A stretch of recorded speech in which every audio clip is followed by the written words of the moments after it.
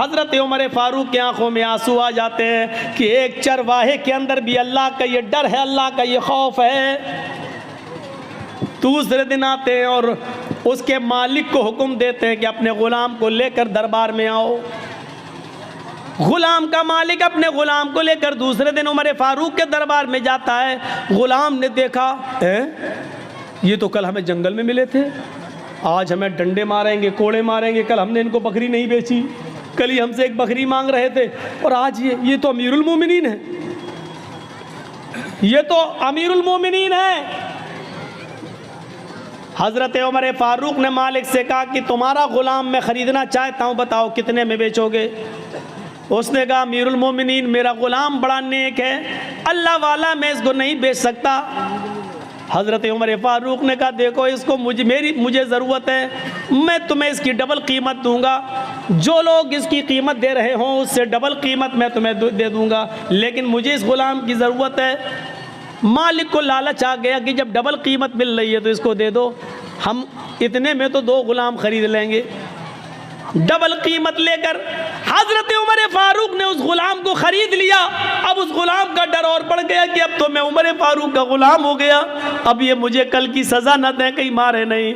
हज़रत उमर फ़ारूक उनको अपने घर पे लाते हैं। ग़ुलाम बराबर डरता जा रहा है, ये वही चरवाहा है जो कल बकरी चरा रहा था, अब इसके दिल में डर पैदा होता चला जा रहा है। हज़रत उमर उसको खजूर खिलाते हैं, पानी पिलाते हैं और कहते हैं कि मैंने तुम्हें तुम्हारे मालिक से ख़रीद लिया है और अब मैं तुम्हें आज़ाद कर रहा हूँ, जाओ, तुम मेरे ग़ुलाम नहीं हो, मैंने तुम्हें आज़ाद कर दिया है। जानते हो मैंने तुम्हें क्यों आज़ाद किया है?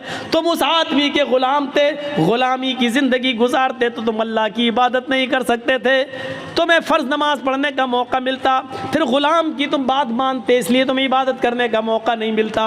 अब तुम्हें इबादत का मौका ही मौका है। कल तुमने ये कहा था कि अल्लाह रब्बुल आलमीन को क़यामत के दिन में क्या जवाब दूंगा, इस जुमले की वजह से आज तुम्हें आज़ादी मिल गई है, इस कलमे ने तुम्हें आज़ादी दी है। अगर इसी तरीके से अल्लाह से डरते रहे तो इंशाअल्लाह क़यामत के दिन अल्लाह ताला तुम्हें जहन्नम से भी आज़ादी दिला देगा। अगर इसी तरीके की तुम्हारी ज़िंदगी गुजरती रही तो तक़वे वालों को इनाम मिल जाता था, जो अल्लाह से डरते थे उसको अमीरुल मोमिनीन इनाम देते थे। मेरे भाइयों, आज हमने किसी अल्लाह से डरने वाले को इनाम दिया? किसी नेक और मुत्तकी आदमी को देखा तो कभी हिम्मत पड़ी कि हम उसको कुछ मदद कर दें?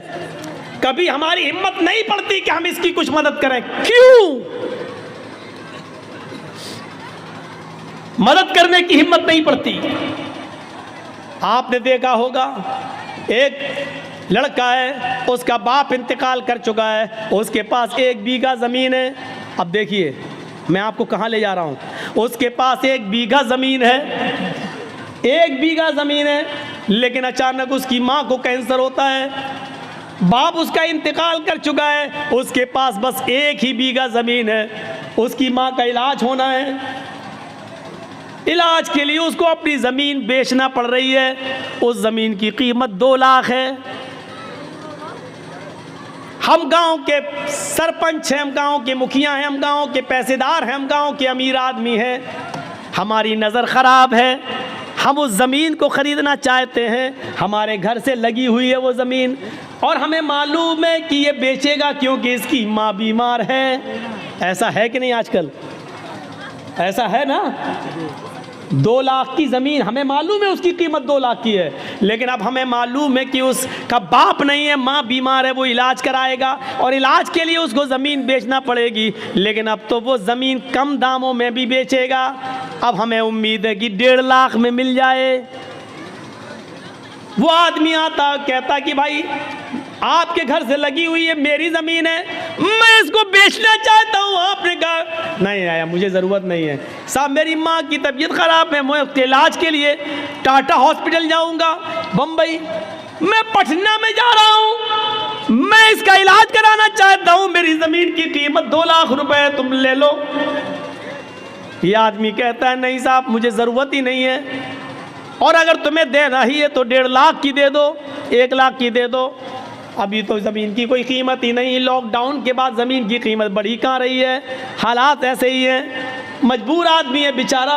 उसने कहा ठीक है लाओ, 2 लाख का माल है, 1.5 लाख दे दो। आपने 1.5 लाख रुपए उसको दे दिए और ज़मीन ले ली। अल्लाह की कसम 2 लाख की ज़मीन उसकी मर्जी के बावजूद जो 1.5 लाख की ली है, इस 1.5 लाख के लेने के बावजूद उसने चाहे जैसे दी हो, उसकी रजामंदी के बावजूद आपने जो 1.5 लाख में खरीदी है, आप इसके बावजूद भी डकैत कहलाएंगे, आप बेईमान कहलाएंगे, आप यतीम का हक मारने वाला कहलाएंगे, आप मजबूरी का फ़ायदा उठाने वाले कहलाएंगे। अल्लाह के यहाँ समाज में तो ये होगा, नहीं साहब वो 1.5 लाख में तैयार था, उसने दे दी, इसने ले ली, वो तो तैयार था। काजी शुरैह एक घोड़ा खरीदना चाहते थे, बाजार में जाते हैं, घोड़ा देखते हैं, पूछते हैं घोड़े वाले ये घोड़ा कितने का है? उसने कहा 400 दिरहम का। काजी शुरैह ने कहा क्या मैं इसको ज़रा चला कर देख लूँ? उन्होंने कहा देख लो। काजी शुरैह उस घोड़े पर बैठते हैं और जाते हैं, थोड़ी दूर चल के वापस आते हैं और कहते हैं घोड़े वाले सच बता कि तू किस मजबूरी में घोड़ा बेच रहा है? उसने कहा मुझे कोई मजबूरी नहीं है। कहा कि फिर तू इतना अच्छा घोड़ा 400 दिरहम में क्यों बेच रहा है? तेरा घोड़ा चलाकर मैंने देखा तेरा घोड़ा 400 नहीं बल्कि 500 दिरहम के लायक है। उसने कहा काजी साहब आप काजी हैं, हज़रत अली ने आपको जज बनाया है, मेरे कीमत 400 मांगी है, अगर आपको 500 दिरहम का लगता है तो 500 दे दीजिए, वरना मेरी तरफ से खुशी से 400 हैं, अगर आप 500 देना चाहें तो मुझे क्या एतराज़ होगा? काजी शुरैह कहते रुकिए एक मरतबा और चला कर देखता हूँ।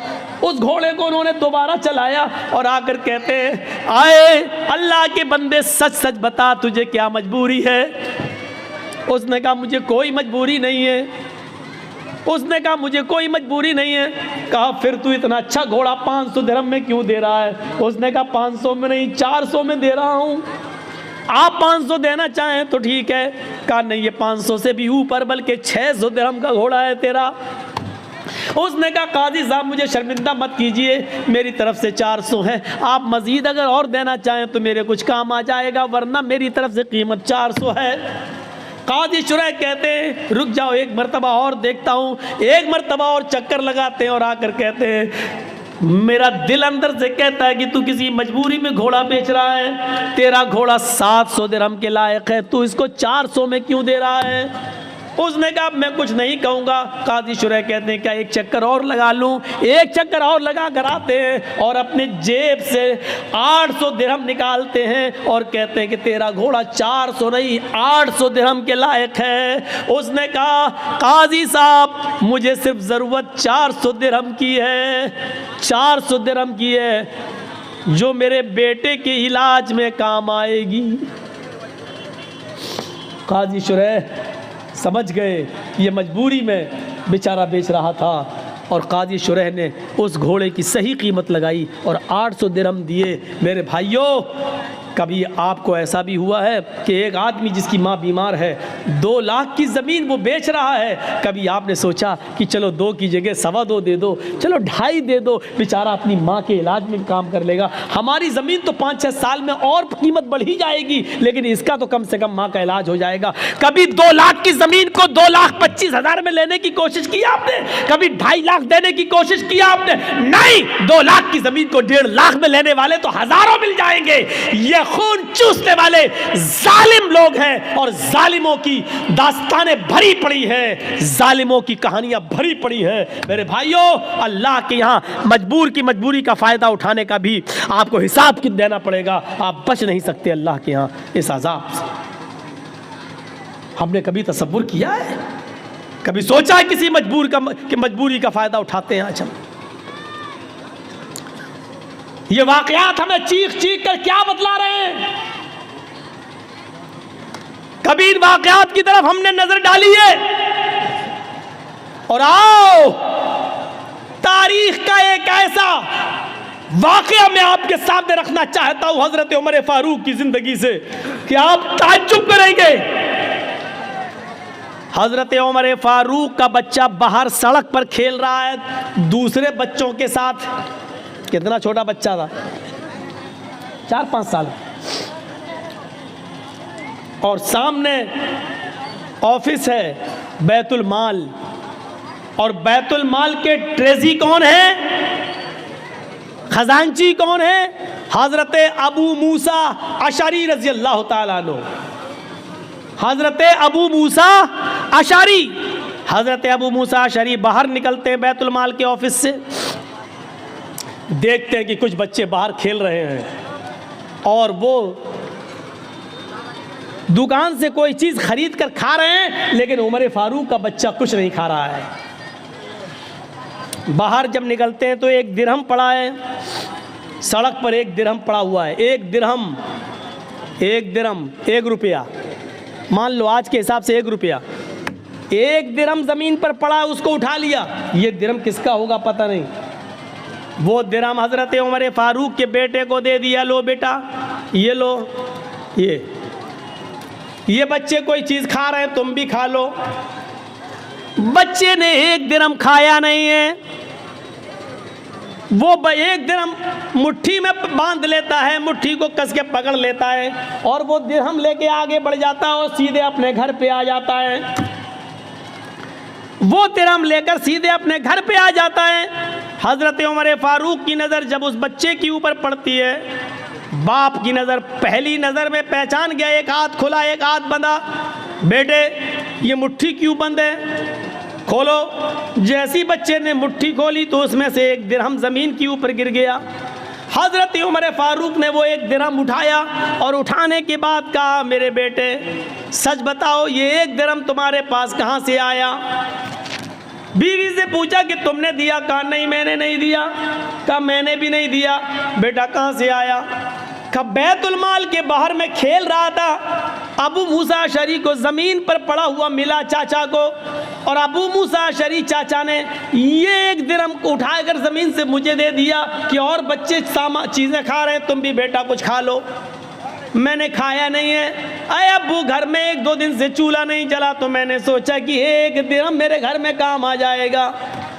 हज़रत उमर फारूक कहते हैं, बेटे तुमने बहुत अच्छा किया, ये दिरहम लेकर तुम घर आ गए। फिर वो 1 दिरहम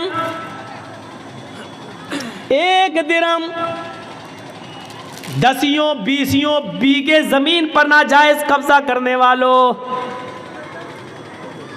भू माफिया बनने वालों, गुंडागर्दी करने वालों, इस वाक़े की रोशनी में अपने आप को तलाश करो कि हम कौन हैं। अबू मूसा अशरी के पास 1 दिरहम लेकर हज़रत उमर आते हैं और वो 1 दिरहम रुपया, 1 दिरहम जो लोहे का सिक्का था, इस सिक्के को उठाकर हज़रत अबू मूसा अशरी के सर पे मारते हैं। वो तो अच्छा हुआ कि उनके सर पे पगड़ी बंधी हुई थी, वरना सर फट जाता। वो 1 दिरहम उनके सर पे मारते हैं, पगड़ी पे लगता है, लेकिन इतनी ज़ोर से मारा था कि पगड़ी के ऊपर से भी वो 2 दिरहम का असर उनके सर में होता है, यानी उनको उसकी हल्की सी चोट का असर सर के अंदर महसूस होता है। हज़रत अबू मूसा ने कहा, क्या हुआ अमीरुल मोमिनीन। हज़रत उमर ने क्या जुमला कहा, उस जुमले पर गौर करो। कहा, अबू मूसा क्या जहन्नम में दाखिल करने के लिए, जहन्नम रसीद करने के लिए, जहन्नम में पहुंचाने के लिए तेरी नज़र उमर के ख़ानदान पर और उमर के घर पर ही पड़ी थी, कोई और तेरी नज़र में नहीं आया, तेरी नज़र में कोई और नहीं जमा। क्या जहन्नम पहुंचाने के लिए तेरी नज़र उमर के घर पर ही पड़ी थी। 1 दिरहम, और 1 दिरहम के बारे में क्या कह रहे हैं, क्या जहन्नम भेजने के लिए तेरी नज़र मेरे ही घर पे पड़ी थी, कोई और नहीं मिला पूरे अरब के अंदर तुझे। कहा क्या हुआ। ये 1 दिरहम का ज़मीन पर पड़ा था, सारे बच्चे खा रहे थे, आपका बच्चा मुंह तक रहा था, मैंने 1 दिरहम आपके बच्चे को दे दिया, वो कुछ खा ले। कहा 1 दिरहम जब मिल गया था तो तुमने फरमान नहीं सुना, उस 1 दिरहम को बैतुल माल में जमा कर देते, ये तमाम मुसलमानों की अमानत है। अगर कोई पूछता, दावा करता तो उसको दे दिया जाता, नहीं तो बैतुल माल में जमा कर दिया जाता। तुमने मेरे बेटे को क्यों दिया। आए अबू मूसा, आज तुमने ऐसा कर दिया, अगर आइंदा तुमने कभी ऐसा किया तो नौकरी से भी निकाल दूंगा, बैतुल माल के चौधराहट से मैं तुम्हें बेदखल कर दूंगा और सजा दूंगा तो अलग। क्या समझ रखा है तुमने। क्या हम इस वाक़े की रोशनी में कैसे लगते हैं। हमने तो कितने नाजायज़ लोगों को दबाया होगा और कितनों की बेईमानी की होगी, ज़मीन जायदाद ये वो सब। एक वाक़े की तरफ और आइए और उससे आप अंदाज़ा लगा सकते हैं। उमर इब्न अब्दुल अजीज़ का दौर है, उमर इब्न अब्दुल अजीज़ का दौर है और सुबह ईद होने वाली है, चांद हो चुका है, चांद हो चुका है, सुबह ईद होने वाली है। उमर इब्न अब्दुल अजीज़ की बीवी कहती है देखो आपके पास भी कपड़े नहीं है पहनने को, मेरे पास भी नहीं है, हम और आप तो पुराने कपड़े पहन लेंगे, लेकिन बच्चा नए कपड़े की जिद कर रहा है, बच्चे के लिए तो नया कपड़ा होना चाहिए, पड़ोस के बच्चे नए कपड़ा पहनेंगे और अमीरुल मोमिनीन का बेटा पुराने कपड़े। कहा मेरी बीवी बैतुल माल से मुझे इतनी तनख्वाह नहीं मिलती कि मैं उससे अपने बच्चे को नया कपड़ा पहना सकूँ। बीवी ने कहा अमीरुल मोमिनीन ने 1 महीने की तनख्वाह एडवांस ले लीजिए, अगले महीने मत लीजिएगा। का बीवी मशवरा अच्छा दे रही हो। होता है कभी कभी लोग किसी के यहाँ काम करते हैं, साहब मेरी बीवी बीमार, 1 महीने की एडवांस तनख्वाह दे दो, हम धीरे धीरे कटा देंगे, कोई बुरी बात नहीं है अगर मालिक राज़ी हो जाए तो। अबू मूसा उमर इब्न अब्दुल अजीज़ ने एक लेटर लिखा और अपने खादिम से कहा जाओ बैतुल माल के कैशियर से कहना ये लेटर दे देना, वो तुम्हें 1 महीने की तनख्वाह एडवांस दे देगा। अमीरुल मोमिनीन खुश थे, उमर इब्न अब्दुल अजीज़ की 1 महीने की तनख्वाह एडवांस, और वो तो मेरा खादिम है, वो तो दे ही देगा, जब हमने ऑर्डर दे दिया लिख के दे दिया तो वो दे देगा। जैसे ये लेटर कैशियर के हाथ में आता है, उसने पढ़ा खजांची ने, उसमें लिखा है कि कल ईद है, मेरे बच्चे के पास नए कपड़े नहीं है पहनने के लिए, लिहाजा मुझे 1 महीने की तनख्वाह एडवांस दे दो, अगले महीने मत देना, उस महीने के अंदर काट लेना। उस खजांची ने उस लेटर को पढ़ने के बाद अंदर जाकर उसी लेटर के पीछे कुछ लिख दिया और लिखने के बाद उसको लिफाफे में बंद करके क्या जाओ इसको दे देना उमर इब्न अब्दुल अजीज़ को। कहा उन्होंने 1 महीने की तनख्वाह एडवांस मंगाई, कहा मैंने इसका जवाब दे दिया है, इसका जवाब वो पढ़ लेंगे, उसके बाद आप आना, अगर इसके बावजूद वो मंगाएंगे तनख्वाह मांगेंगे 1 महीने की तो मैं दे दूंगा, मैंने उसमें कुछ सवाल किया है। खादिम लिफाफा लेकर उमर इब्न अब्दुल अजीज़ के पास पहुंचता है। उमर इब्न अब्दुल अजीज़ ने कहा क्या उसने 1000, क्या उसने 1 महीने की तनख्वाह एडवांस नहीं दी? का पता नहीं, इस लिफाफे में कुछ रख दिया है। लिफाफा खोला तो क्या देखते हैं कि मेरे ही लिफाफे, मेरे ही लेटर के पीछे कुछ और लिखा है।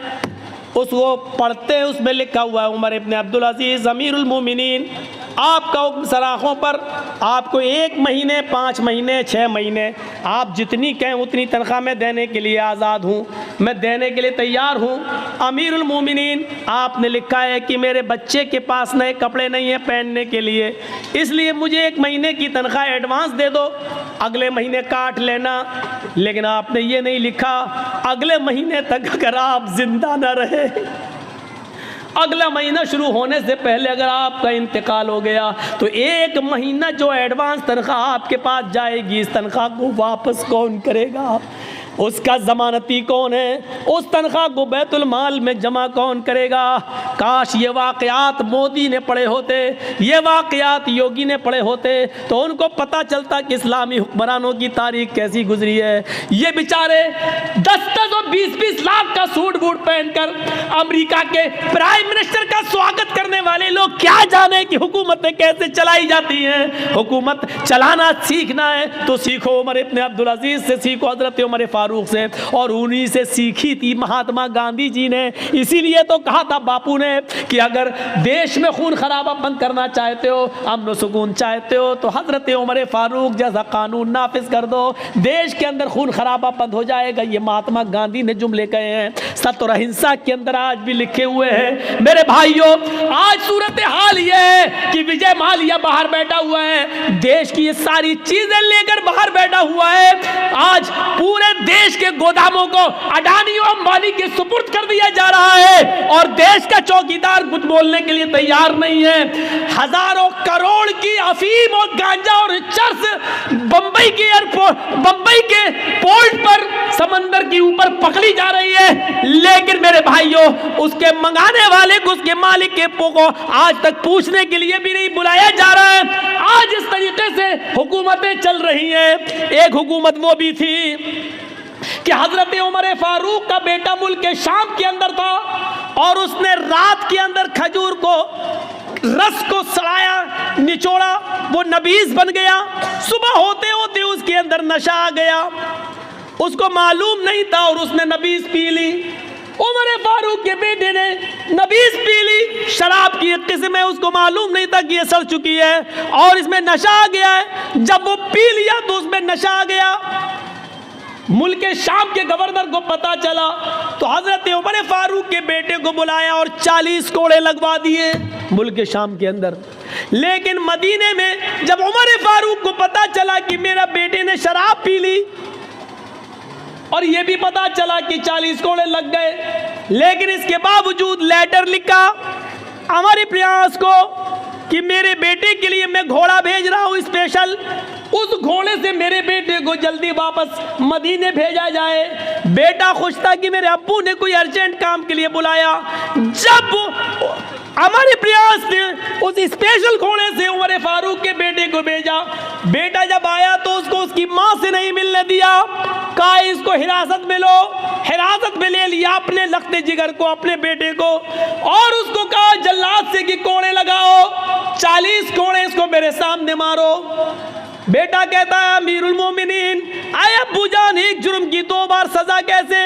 40 कोड़े की सजा तो मैंने मुल्क शाम में खा ली है, धोखे से नशे वाली चीज पी ली, इसके बावजूद मैंने 40 कोड़े वहां खा लिए, फिर यहां क्यों मारा जा रहा है? कहा पहला जल्लाद 10 कोड़े मारेगा, उसके बाद दूसरा मारेगा, क्योंकि 10 के बाद वो थक जाएगा, फिर जितनी जोर से मार पड़नी चाहिए उतनी जोर से मार नहीं पड़ेगी। 40 कोड़े दूसरे जल्लादों से पड़वाया। बेटा कहता रहा अब्बू जान, एक जुर्म की डबल सजा, ये बेइंसाफी है। हजरत उमर कहते रहे बेटे मुझे हमारे प्रयास पर भरोसा नहीं है, का अल्लाह की कसम उन्होंने कोड़े मारे लगवाए, हाँ मैं जानता हूं कोड़े लगवाए, लेकिन मेरा दिल कहता है कि हमारे प्रयास ने रियायत बरती होगी, जितनी जोर से कोड़े मारना चाहिए उतनी जोर से नहीं पड़े होंगे, इसलिए कि आप अमीरुल मोमिनीन के बेटे हैं, उमर फारूक के बेटे हैं, ये सोचकर जल्लादों ने हल्के हल्के कोड़े मारे होंगे। आज असली कोड़े अब पड़ेंगे तुम्हारे ऊपर। जब अपनों को सजा देने का रवाज था तो जराइम बंद थे, जब अपनों को बचाया जाता है तो जराइम का अंबार लगता है और जराइम पैदा होते हैं। सीखो, हुकूमत ऐसे चलती है। आए उमर इब्ने अब्दुल अजीज, आपको अगर 1 महीने की तनख्वाह दे दूं एडवांस, अगले महीने अगर आप जिंदा नहीं रहे, इंतकाल हो गया, तो 1 महीने की ये तनख्वाह वापस कौन करेगा? हजरत उमर इब्ने अब्दुल अजीज रोने लगे और अपनी बीवी से कहने लगे, बीवी जिस अमीरुल मोमिनीन का कैशियर इतना ज्यादा अमानतदार हो, इतना ज्यादा अल्लाह से डरने वाला हो कि वो अपने अमीर को भी, अपने हाकिम को भी सवाल कर रहा हो, तो मुझे उम्मीद है कि इंशाअल्लाह 1 दिरहम की बेईमानी नहीं होगी। मेरा बच्चा कल पुराने कपड़े ही पहनेगा। 1 महीने की तनख्वाह में एडवांस नहीं लेंगे, क्योंकि हमें ये मालूम नहीं है कि अगले महीने हम जिंदा रहेंगे भी या नहीं रहेंगे। मेरे भाइयों, ये वाक़यात हमें झंझोड़ देते हैं, ये वाक़यात हमें झंझोड़ देते हैं अंदर से। वो कौन सा मंजर था? यही उमर इब्ने अब्दुल अजीज थे, जिनकी बीवी हामिला थी, पेट में बच्चा था, और आप जानते हैं डॉक्टर कहते हैं कि जिसके पेट में बच्चा हो उस औरत को खाते पीते रहना चाहिए, क्योंकि माँ जो खाएगी वही बच्चे को बनेगा। लेकिन यहाँ 4 दिन से माँ को कुछ नहीं मिला। डर हो गया कि ये बच्चा कहीं मर न जाए पेट में, माँ खाएगी तो बच्चे को लगेगा, जब माँ ही भूखी है तो बच्चा तो वैसे ही मर जाएगा। उमर इब्ने अब्दुल अजीज की बीवी कहती है अपनी खादिमा से, खादिमा तुम्हारे मालिक तो मुझे कुछ देंगे नहीं, ऐसा करो बैतुल माल से में चली जाओ, और सुनो ये वाक़या झंझोड़ देगा, बैतुल माल में चली जाओ, 1 प्याला दूध वहाँ के खजानची से, कैशियर से ले आओ, देखो अगर मैंने दूध नहीं पिया, कुछ खाया नहीं, तो पेट का बच्चा मर जाएगा जो अमानत है। रात की तारीकी में खादिमा निकलती है और बैतुल माल के कैशियर से कहती है, बैतुल माल के खजानची से कहती है कि 1 प्याला दूध दे दो। हमारी मालिकन उमर इब्ने अब्दुल अजीज़ की बीवी को हमल है, पेट में बच्चा, 4 दिन से कुछ नहीं खाया, बच्चा कहीं भूख की वजह से मर न जाए। बच्चा अगर मर गया तो ये बहुत बड़ी जिम्मेदारी होगी, एक प्याला दूध दे दो। उसने जल्दी से सुना उमर इब्न अब्दुल अजीज़ की बीवी हैं और पेट में बच्चा है और 4 दिन से कुछ नहीं मिला, तो उसने सोचा बच्चा ना मर जाए, जल्दी से एक प्याला दूध दे दिया, जाओ ले जाओ। रात का तकरीबन यही टाइम होगा, 2:30। उमर इब्न अब्दुल अजीज़ उठ चुके थे, कुएं के पास बैठकर वज़ू बना रहे थे। उन्होंने दरवाज़ा खुलते हुए देखा। थोड़ी देर के बाद देखते हैं कि एक औरत, हमारी खादिमा, चादर में कुछ छिपाए हुए चली आ रही है। उमर इब्न अब्दुल अजीज़ ने देखा कि वो मेरी बीवी के कमरे में चली गई। ये पीछे से कमरे में जाते हैं तो कहते हैं कि तुम कौन? कहा मैं आपकी खादिमा। क्या दे रही हो मेरी बीवी को? क्या देखते हैं कि मेरी बीवी के हाथ में दूध का प्याला है। उमर इब्न अब्दुल अजीज़ ने कहा तुम्हें उस ज़ात की कसम जिसके कब्ज़े में हम तुम दोनों की जान है, जब तक मुझे हिसाब न दे दो कि ये दूध कहाँ से आया, मैं तुम्हें पीने की इजाज़त नहीं देता। उमर इब्न अब्दुल अजीज़ की बीवी ने दूध का प्याला रोक लिया। कहा अमीरुल मोमिनीन, मेरी नीयत पे शक मत करिए, 4 दिन से सिर्फ पानी पी रही हूँ, खाने पीने को कुछ नहीं है। आपकी अमानत मेरे पेट में पल रही है, अगर ये भूखी रह गई, अगर मुझे कुछ नहीं मिला तो इसकी भी परवरिश नहीं होगी और ये पेट में मर जाएगा। इसलिए मैंने एक प्याला दूध बैतुल माल से मंगवा लिया। फरमाया मेरी बीवी, बैतुल माल के एक प्याला दूध को लेने के लिए हमें बैतुल माल के सारे मुसलमानों को जमा करना पड़ेगा। जब वो हमें खुशी खुशी इजाज़त दे दें कि एक प्याला दूध तुम अपनी बीवी को दे सकते हो, तब तुम्हारे लिए जायज़ होगा। बिना उनकी इजाज़त के हम तुम्हें दूध नहीं दे सकते। का अमीरुल मोमिनीन, आपने इतने दिन खिदमत की है, क्या आपको इजाज़त नहीं देंगे? देखिए मुझे डर है कि ये बच्चा कहीं मर न जाए, इसलिए मुझे पीने की इजाज़त दीजिए। अच्छा चलिए उधार ही सही, जब आपको तनख्वाह मिलेगी तो एक प्याला दूध वहाँ वापस कर दिया जाएगा। उमर इब्न अब्दुल अजीज़ कहते नहीं नहीं, ये बिना इजाज़त के दूध लिया गया है, इसलिए इसको भी लेने के लिए इजाज़त लेना पड़ेगी। ये दूध यहाँ लाओ। जब छीनने लगे तो बीवी देना नहीं चाह रही थी और कसम देकर कहती है आपको अल्लाह का वास्ता एक प्याला दूध पीकर इस बच्चे की जान बचा लेने दीजिए मुझे। उमर इब्न अब्दुल अजीज़ ने दूध का प्याला छीन कर दोनों हाथ उसके छोड़ दिए और छीन ही लिया और अपने हाथ में लेने के बाद कहा हरगिज़ नहीं। कहा अमीरुल मोमिनीन, फिर आप यकीन कर लीजिए कि ये बच्चा मर जाएगा, यकीन कर लीजिए कि ये बच्चा मर जाएगा। उमर इब्न अब्दुल अजीज़ ने कहा अगर ये प्याला तुम्हें दे दूं तो? कहा फिर इस बच्चे के बचने की उम्मीद है। उमर इब्न अब्दुल अजीज़ कहते हैं आंखों में आंसू आ गए। कहते मेरी बीवी, मुसलमानों की अमानत में ख़यानत करके एक प्याला दूध तुम्हें देकर पिला दिया जाए और उसको पीकर ये बच्चा ज़िंदा है, ये बच्चा ज़िंदा रह सकता है, तो अपने इस पेट के बच्चे से कह दो कि मुझे तेरी ज़िंदगी नहीं चाहिए। अपने इस पेट के बच्चे से कह दो कि मुझे तुम्हारी ज़िंदगी नहीं चाहिए। बीवी, पेट में बच्चा मरता है तो मर जाए, मुझे इस बच्चे की मौत गवारा है, लेकिन अमानत में ख़यानत गवारा नहीं है। एक प्याला दूध की बेईमानी हमें कबूल नहीं है। गए और बैतुल माल में वो दूध जमा करके बैतुल माल के कैशियर को नौकरी से हटा दिया कि तुमने मेरी इजाज़त के बगैर ये दूध कैसे दिया। इन वाक़यात की रोशनी में हम कैसे लग रहे हैं, और इन वाक़यात की रोशनी में हम तो छोड़ो मोदी और योगी कैसे लग रहे हैं। इन वाक़यात की रोशनी में मेरे भाइयों हम सब तसव्वुर करें, हम सब देखें, हम सब सीखें, हम सब जानें। और लाल बथानी वालों, हम बार बार तुम्हारा नाम लाल बथानी कह रहे हैं। नाम उन्हीं का लिया जाता है जिनसे मोहब्बत हो, नाम उनका लिया जाता है जिनके बारे में दिल में जगह हो। मैं इसलिए कह रहा हूं क्योंकि आपके बारे में कुछ तो गलतफहमियां मेरे दिल में डाली गई हैं।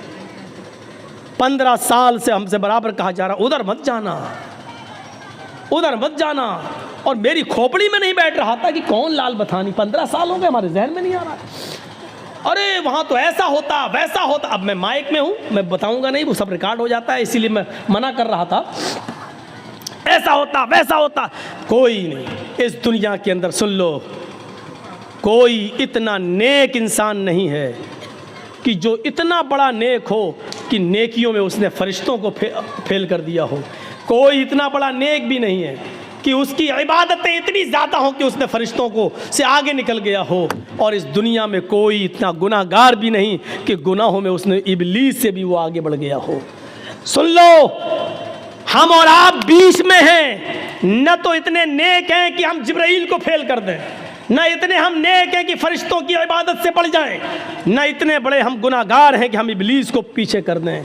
इसीलिए फरमाया अल्लाह के रसूल ने, कुल्लु बनी आदम खत्ताऊन व खैरुल खत्ताईन तव्वाबून। हर इब्ने आदम से खता और गलती होती है, बेहतर गलती करने वाला और बेहतर गुनाहगार वो है गुनाह करके अपनी गलती की फ़ौरन तौबा कर ले। जानबूझकर गुनाह नहीं, धोखे से गुनाह हो जाए तो अपनी गलती की फ़ौरन तौबा कर ले और अपने रब को मना ले, अपने रब को राज़ी कर ले। लाल बतानी के लोगों, सुना है मैंने, अल्लाह करे कि ये चीज़ गलत हो, अल्लाह करे जिसने मुझे बताया हो ये चीज़ गलत साबित हो जाए। सुना है कि जहां भू माफियागिरी चलती है, जहां हम दूसरों की ज़मीनों पर कब्जा किए हैं, ज़मीन मेरी 4 बीघा है और हम 20 बीघा के मालिक बने बैठे, जहां ये बुराई हमारे अंदर है, वहां शराब नोशी भी बहुत ज़्यादा बड़ी हुई है हमारे समाज में, मुआशरे में।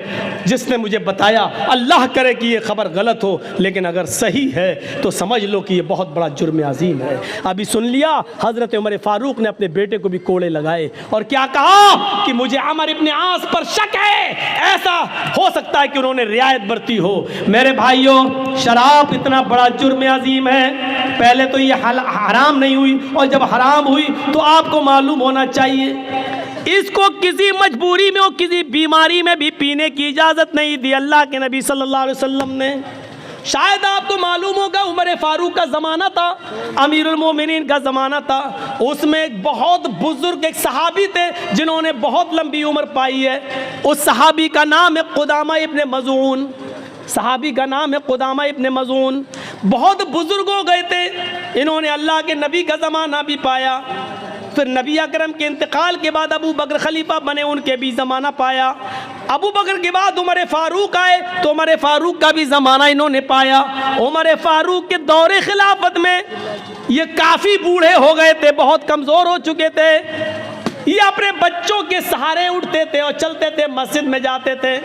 कभी कभी जब तबीयत ठीक होती थी तो लाठी का सहारा लेकर मस्जिद में अपने आप पहुंच जाते थे, लेकिन चलते थे लाठी लेकर ही। एक रात में इनको बहुत शदीद दर्द हुआ और उस दर्द ने इस बुजुर्ग सहाबी को की नींद हराम कर दी। करवट तक बदलने में बेचैनी हो रही थी, दर्द से कराह रहे थे। लेकिन सवाल यह कि रात में तबीब कौन मिलेगा, हकीम कौन मिलेगा, नहीं था। तो घर में पुराने ज़माने की एक शराब की बोतल रखी हुई थी। किसी ने कहा, कुदामा इब्ने मज़ून से, घर में किसी फ़र्द ने कहा कि एक काम करिए अब्बू, ये थोड़ी सी शराब आधी बोतल पी लीजिए, इतनी पी लीजिए कि आपको नींद आ जाए। होता ही है, आदमी जब दर्द से कराता है तो डॉक्टर टेबलेट दे देता है, नींद की गोली दे देता है, वो आप खा लीजिए, सो जाएंगे। याद रखना, नींद की गोली खाना और शराब पीना दोनों एक दर्जे में दाखिल है। लेकिन डॉक्टर जब नींद की गोली तजवीज़ कर दे तो जितने पावर की लिखेगा उतने पावर की दवा आप इस्तेमाल कर सकते हैं बतौर दवा के। शरीयत इस बात की इजाज़त देती है। डॉक्टर ने लिखा है हल्के पावर की 0.25 और हम खा रहे हैं 0.5, यानी डबल पावर की। तो आप ये शराब पी रहे हैं, ये जुर्म है, फिर आपका, फिर गुनाहगार हैं आप। डॉक्टर अगर आपको लिख रहा है 54 भर की और आप खा रहे हैं 98 भर की, तो इसका मतलब ये है कि आप शराब पी रहे हैं। डॉक्टर के मशवरे के मुताबिक, डॉक्टर वो भी MBBS MD डॉक्टर जो दवाओं में माहिर, झोला छाप नहीं जो साइकिल लेके दौड़ते रहते हैं और ख़ुद मरीज़ ढूंढते हैं, इनका ये नहीं, इनको तो खुद ही नहीं मालूम होती कि कौन से पावर की दवा इस्तेमाल की जाए। तो कुदामा इब्ने मज़ून को किसी ने कहा कि आप शराब पी लीजिए, इतनी पी लीजिए कि आपको नींद आ जाए, क्योंकि मजबूरी है, आप दर्द से कराह रहे हैं, आप कम से कम आराम से सो जाएंगे। कुदामा इब्ने मज़ून ने सोचा कि हाँ चलो मजबूरी है, दर्द की वजह से, हम कोई शराबी थोड़ी हैं, हराम हो चुकी है, लेकिन दर्द हो रहा है तो बतौर दवा के हम इसको इस्तेमाल कर लेते हैं। तो कुदामा इब्ने मज़ून ने बुढ़ापे में थोड़ी सी शराब पी ली, इतनी पी ली कि उनको नींद आ गई।